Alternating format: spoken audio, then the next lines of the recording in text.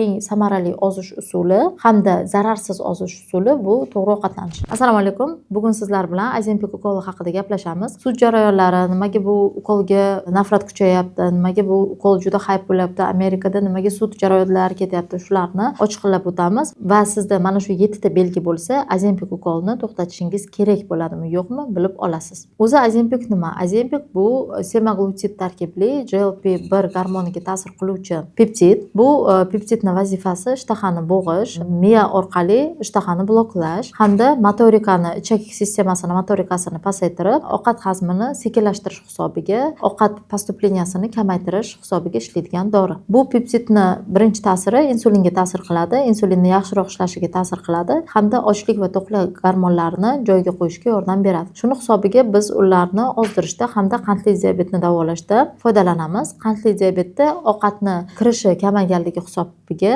sag'ir tushadi hamda shuni hisobiga bemorda vazn tashlash holatlari kuzatiladi. Qandli diabeti bor ikkinchi tur bemorlarga bu doridagi показания shundaki, bu ham qandli diabetdan xalos bo'lishga yordam berishi mumkin. Agar boshlang'ich etaplarda qo'llanilsa, bemor vazni tushishiga hamda shuni hisobiga insulin resistentlik ketishiga sabab bo'ladi. Bu dorini aslida ozish uchun qo'llanilmaydi, qandli diabetda foydalaniladi. Lekin bu dorini ortiqcha vazni bor, semizligi bor bemorlarga показания bo'lganda, ko'rsatma bo'lganda qo'llasa bo'ladi. Agar tana vazni indeksi 27 dan oshsa va hamda qo'shimcha kasalliklar semizlik orqali kelayotgan bo'lsa, jigar yog' bosishimi, diabet oldi holatimi, yurak qon tomir kasalliklarimi, shunaqa holat bo'layotgan bo'lsa, ozdiruvchi ukollar ko'rsatma bo'la oladi. Lekin agar tana vazni indeksi даже 30 bo'lsa ham, semizlik ya'ni birinchi daraja bo'lsa ham, lekin semizlik tufayli, ortiqcha vazn tufayli sizda qo'shimcha kasalliklar kelib chiqmayotgan bo'lsa, bu ko'rsatma qisqaradi, ya'ni qo'llasa ham bo'ladi, qo'llamasa ham bo'ladi. Chunki asosiy ozishimizni bizda bo'ladigan bazasi bu kaloriya tanqisligiga asoslanish. Bu ukol shu kaloriya tanqisligini sizga hosil qilib bera oladi, shuni hisobiga ham ozishga yordam bera oladi. Lekin agar siz kaloriya tanqisligini o'zingiz hosil qila olsangiz, bu ukol sizga kerak bo'lmaydi. Endi tana vazni indeksi juda katta vaznlar bor, 35 dan yuqori, 40 dan yuqori, morbid semizlik bor bizni meditsinadagi bemorlarda. Bu bemorlarda ozdiruvchi ukollardan foydalanish nafaqat ularni vazn tashlashiga hamda jigar yog' bosish kasalligini ham, jirovoy gepatozni, stetogepatozni kamaytirishga ham xizmat qiladi. Hamda bu ukollarni yana bir effekti yurak qon tomir kasalliklariga ham ijobiy ta'sir qiladi. Biz bu dorini xohlagan odamimizga qo'llamaymiz. Biz bu dorini показания bo'lganda, ko'rsatmaga qarab, qarshi ko'rsatmalarni istisno qilgan holatda qo'llaymiz. Men bu dorini shaxsiy o'zimning fikrim, o'zimni praktikamda yaxshi qo'llayman va yaxshi natijalar bemorlar bilan qilamiz. Qachonki bu dori kompleks yondashuvda bo'lsa. Misol uchun faqatgina shu ukolni qilib hamma kasallikdan xalos bo'lishni iloji yo'q. Bu dorini o'sha davo rejasini bir qismiga qo'shish mumkin. Mana shu narsani bemorlar tushungandagina ularda to'g'ri rezultat bo'ladi. Agarda bemor faqat shunaqa ozdiruvchi ukol olaman va hamma kasalligimdan davo topaman deb o'ylasa, nima yesa yeversa, to'g'ri ovqatlanish qilmasa, to'g'ri vaqtida uxlamasa, vaqtida suvni ichmasa, boshqa qabul qilish kerak bo'ladigan gormonal preparatlarni, boshqa jigar uchun preparatlarni ichmasa, bu kasallikdan qutula olmaydi. Chunki bu dori hamma kasallikni davolamaydi. U faqat sizga defitsit kaloriya qilishga yordam bera oladi. Lekin agar sizda ovqatlanish odati shakllanmagan bo'lsa, siz o'sha shirinlikni yeyishga faqatgina o'rgangan bo'lsangiz, u sizni o'rningizga shirinlikni yemaslikka majbur qila olmaydi sizni. Oldingizda bo'lsa yeyaverasiz, lekin u sizni sal tejishga yordam berishi mumkin. Agar o'zingiz dieta qilaman, o'zim o'sha parhezga ushlayman demagan bo'lsangiz, bu ukol sizni o'rningizga parhezga ushlab bera olmaydi. Endi bu ukolni qilayotgan odamlar mana shu internetda bo'layotgan har xil gaplarni eshitib qo'rquvga tushmoqda. Endi men nima qilaman? Endi menda ham rak kasallik kelib chiqsa-chi, ko'zim ko'rmay qolsa-chi, boshqa pobochkalar kelib chiqsa-chi, endi qayta semirib ketsam-chi degan fikrlar bo'lyapti. Ayniqsa qaysi bemorlarda qachonki ko'rsatmasiz, vrach bilan maslahatlashmasdan, hozir juda ko'payib ketgan kosmetologlardan olishlar, shu holatdan qo'rquv kelib chiqyapti. Lekin bemorlarimiz shuni unutmasinlarki, hech qachon vrachga borish uchun kech emas. Vrach bilan maslahatlashishingiz kerak. Agar siz даже o'sha vrachchi maslahatini olmagan bo'lsangiz ham bu ukol qilishdan oldin, siz borib, sizda o'sha oldin qarshi ko'rsatma bo'lganmi, yo'qmi aniqlashtirishingiz kerak. Mana shu videolar ko'paygani sabab, menda to'g'risi bemorlar soni ko'paydi. Chunki bu dorini o'zicha olib yurganlar ko'p ekan xalqimiz orasida va ular menda endi nima qilaman degan savol bo'lyapti va biz ularni yana qayta tekshiruvdan o'tkazyapmiz. O'sha qarshi ko'rsatma ko'rsatma bo'lgan yoki yo'qligini bilish uchun. Hozir mutaxassis fikrimni aytaman, aynan shu bo'layotgan sudlarga nisbatan. Qarang, bu sudlar Amerika fuqarolari tomonidan o'sha Ozempic Novo Nordisk kompaniyasiga berilgan, o'sha bemorlarda pobochka bergani hisobiga, lekin bu bemorlar qayerdan olgan bu dorini deb so'rasangiz, ko'plari kontrabanda yo'li bilan yoki podelka dorisi ko'p Ozempicni o'shandan olgan bo'lishlari mumkin degan ehtimol ko'proq. Chunki bu dori bilasizlar Amerikada ham, Yevropada ham retsept orqali beriladi. Buni qarshi ko'rsatmasi bo'lganda bemorga o'zi yozilmaydi. Ular retsept ola olmagandan keyin boshqa joydan topgan bo'lishlari mumkin va shuni hisobiga ularda pobochka kelib chiqqan bo'lishi mumkin.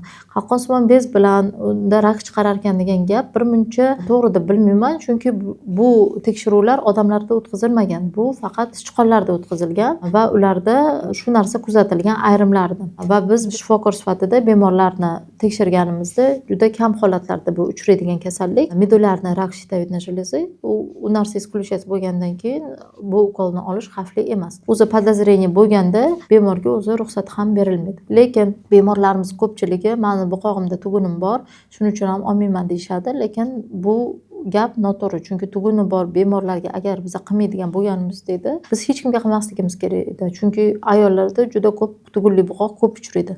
Tugunni o'zi sam по себе anaqa bo'la olmaydi. Противопоказание bo'la olmaydi bu ukol qilish uchun. Chunki tugunli buqoq u основной доброкачественный bo'ladigan tugunlar hisoblanadi.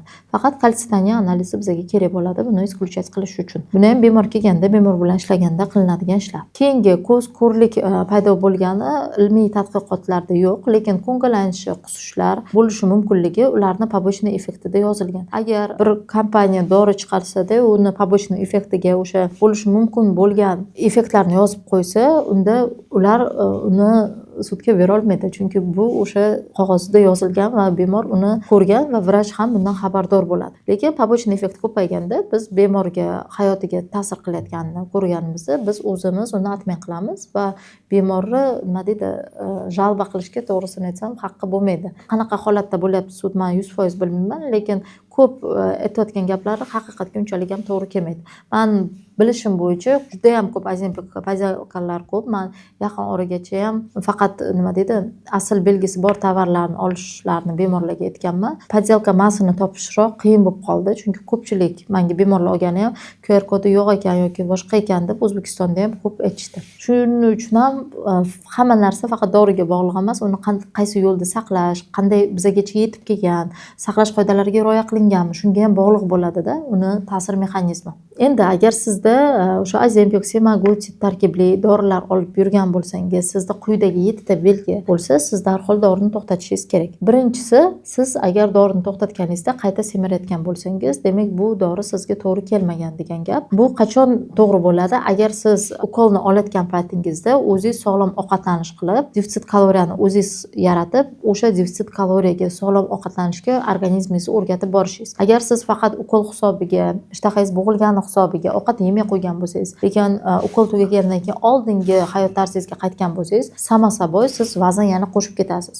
Bu ukol sizga o'sha payt to'g'ri kelmaydi, chunki siz faqat o'sha ukol hisobiga, ukolga suyangan holatda ovqat yemayapsiz. Agar sizda o'sha ukol bo'lmaganda, siz oldingidek nima yesangiz yeydigan holatingizga kelasiz. Bu noto'g'ri. Siz avvalo to'g'ri ovqatlanishga o'rganishni boshlashingiz kerak. Ukol olayotganda esa shu PPni davom ettirishingiz kerak. Va PPga o'rganganingizda siz ukolni tugatsangiz ham sizda semirish kuzatilmaydi. Hamma qayta semirayotganlar, hamma bu ukolni tugatgandan keyin yana vazn yig'ayotganlar qaysi bemorlar? Qachonki faqat ukolni o'zini qilib, boshqa tavsiyalarga amal qilmaydigan bemorlar. Misol uchun men bemorlarim bilan ishlaganda birinchi analiz yozib berishdan oldin bemorga birinchi konsultatsiyada правильное питание tushuntirishga harakat qilaman, chunki eng samarali ozish usuli hamda zararsiz ozish usuli bu to'g'ri ovqatlanish. To'g'ri ovqatlanish kaloriya tanqisligida bo'lsagina bizda ozish protsessi ketadi. Mana shu PPni qilishni ular ukolgacha boshlashi kerak. Bizda bitta ovqatlanish anaqasi odati 21 kunda kamida o'zgaradi. Bo'lmasa 3 oylab, 4 oylab vaqt ketadi. Undan ham ko'p ketishi mumkin. 1 yillab insonlar to'g'ri ovqatlanishga o'rganadi. Shtob oldingi shirinlikka o'chliklar, kechqurun turib narsa yeyishlar, shu odatlarni ketkazish uchun inson o'zi bilan ishlashi kerak. kerak. Chunki biz ovqatlanishga yoshligimizdan o'rganib boramiz va bu odatlar biz bilan yillab yuradi.